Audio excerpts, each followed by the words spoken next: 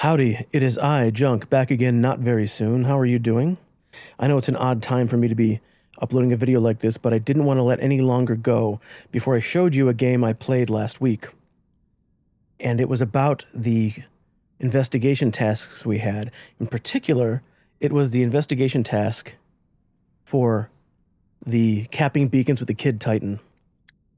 So, here's our kid, Edward Cinderhands. I just want to love you.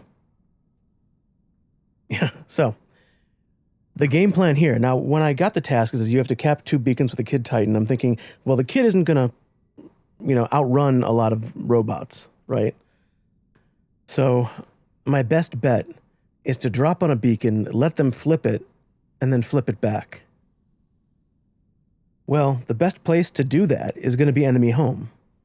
So from this, a whole sort of scenario played out in my head as to how I would do this, and thought maybe walking you through my thought process would be useful for future stuff. I don't know.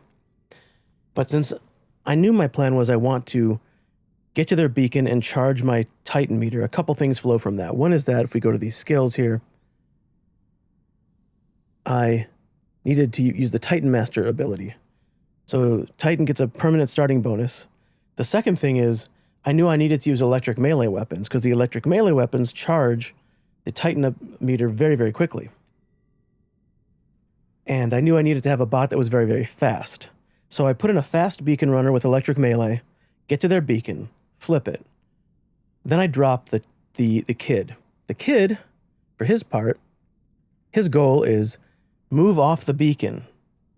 When they drop in to reclaim their beacon, let them flip it to white, then come in, hit him with the oolong cinders, hit him with the stove, hit him with the alpha weapon, and flip it back, and do that twice.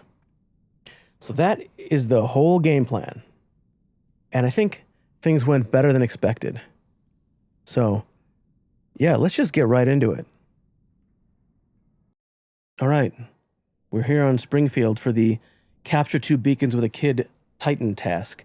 So we have the kid in the lineup. The number 5 slot here is taken up by the melee Hellburner. I've been using the melee shell a lot lately, and the melee Hellburner is the same principle. You have a built-in weapon that makes it okay to hit things in stealth without seeing them, and you've got the electric melee, which you can hit things in stealth without seeing them, and you want to be up close for either of them, and you're in a bot that closes distance very quickly. So the melee Hellburner, melee shell, very similar principles. The shell's just been winning out lately because the tasks have said get kills with DSC robots, and Hellburner is Yandy. So, game plan here. I'm gonna take their beacon, drop the Kid Titan on it, let them get it back, and then flip it again, right? That's what we're trying to do here. So, step 1 is going well already. Took their beacon with the Hellburner, and now I have a little bit of a conundrum. This is a pretty healthy Hellburner. I don't want to just drop it. I feel like I can get some more use out of it. So, rather than dropping the kid now, I said, let's just play the Hellburner out a little bit. Surely, I can do some useful things. Getting shot by a weather chicken, let's just move behind a building.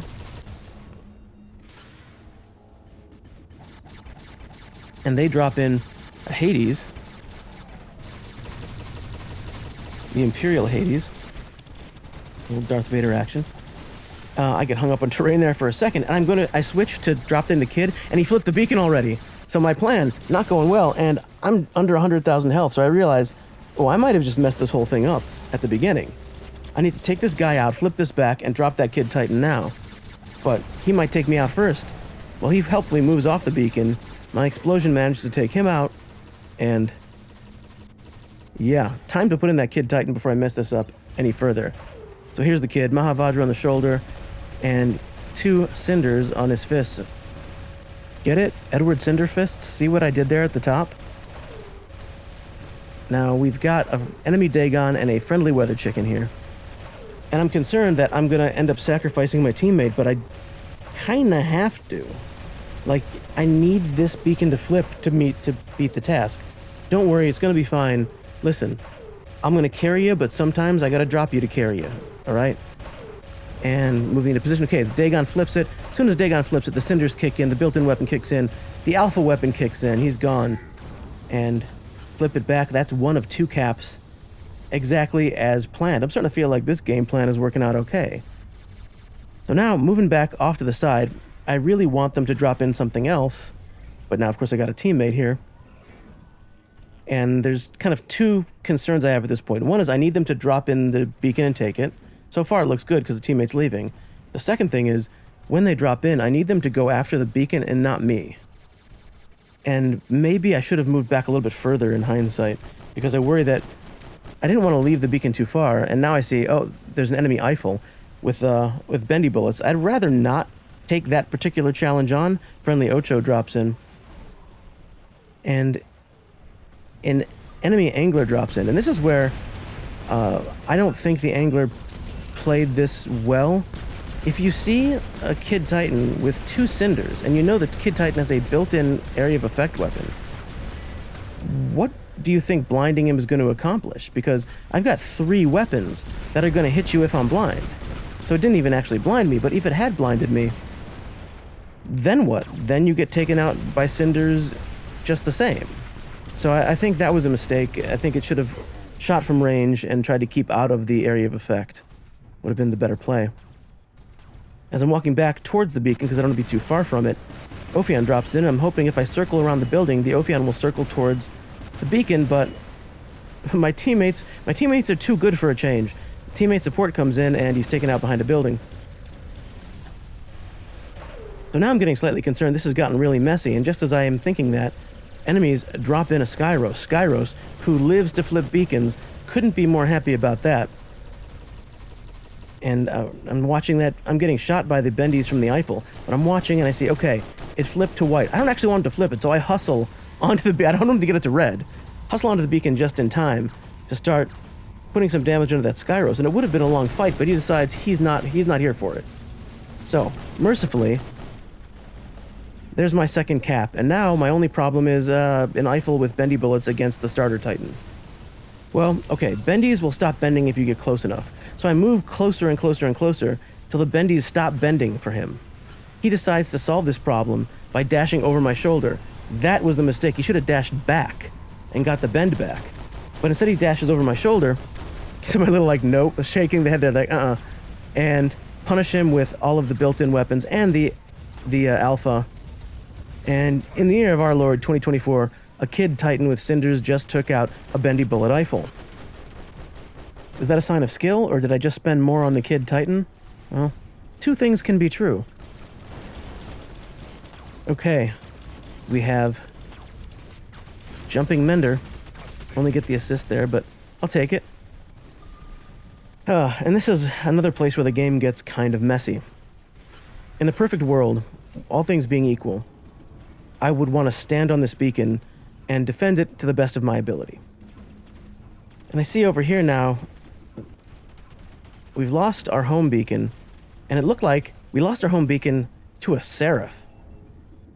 And Ao Ming lost the home beacon to a Seraph. And I'm thinking, I have concerns because the Seraph is made of paper mache. You shouldn't be losing beacons to a Seraph basically ever. So, do I go over there and try to get the beacon back? Or do I trust that, something's going to happen to be useful? I don't trust something's going to happen to be useful. I have to leave this beacon, and I do that knowing that there's a very high chance we're going to lose it as soon as I'm out of range, but I have to help my teammate at some point. I can't just stand here and watch him die to a Seraph without, at least attempting to save him. Good thing, too, because an Invader drops in with electric melee. Seraph gets into its ability, and between the Seraph and the Invader, the blindy Ao Ming dissolves. But don't worry, Kid is here to save the day, Mr. Ao Ming. Invader, either because of the cinders, the built-in weapon, decides he's going to go recharge his weapons on the other side of the building, which, of course, won't matter.